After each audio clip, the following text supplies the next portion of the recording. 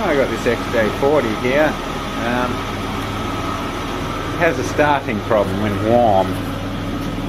You let it sit for 20 minutes and it'll start.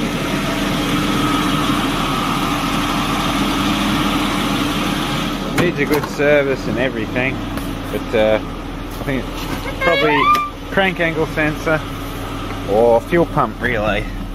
One of those two.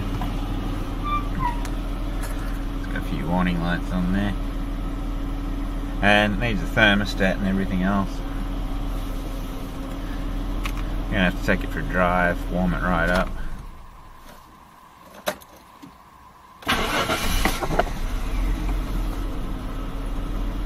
Yeah. Go for a drive, let it sit for 10 minutes and see if it starts. It runs on dedicated LPG. Someone's done a terrible wiring job, which has to be redone. First thing I just noticed, sticky gas pedal. The owner has said something about that, so I came and had a feel. Sticky down here. It's over closing, so I just have to adjust it a little bit. Probably needs the throttle body clean as well. They're sticking a lot harder than that. Well, that's better. Just wound that out, the tiniest little amount. Now it's not sticking.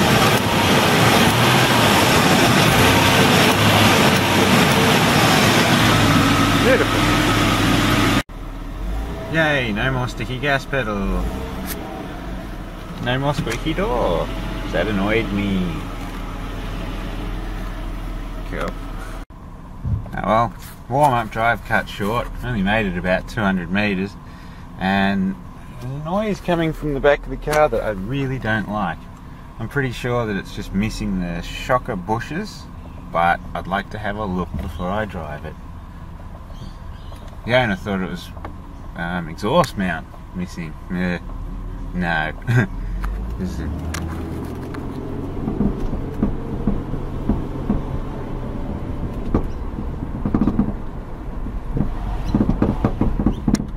Yeah, I don't like that noise.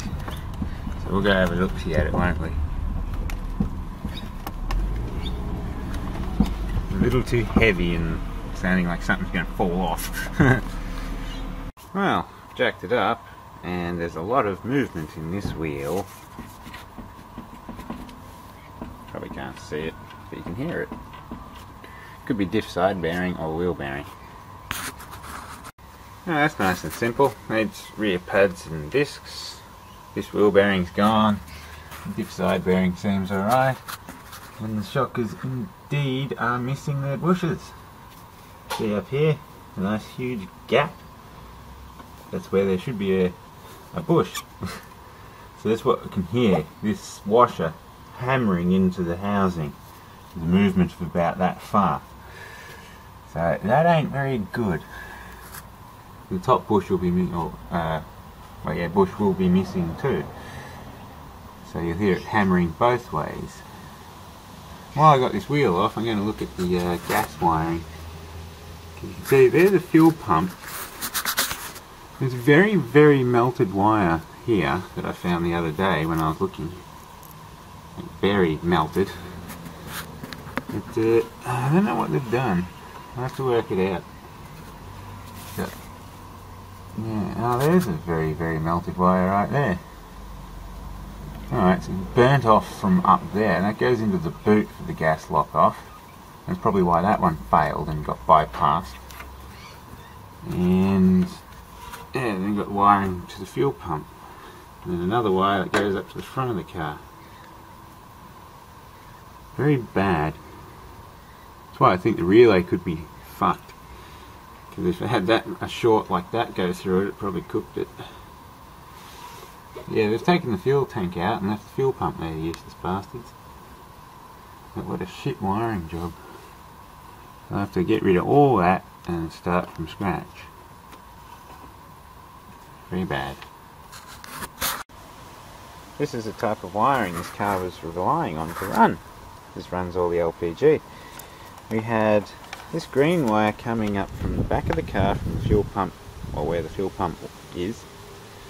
Yep, and that plugged into one lock off up here, and then this blue wire attached to the green wire and went over to that lock off.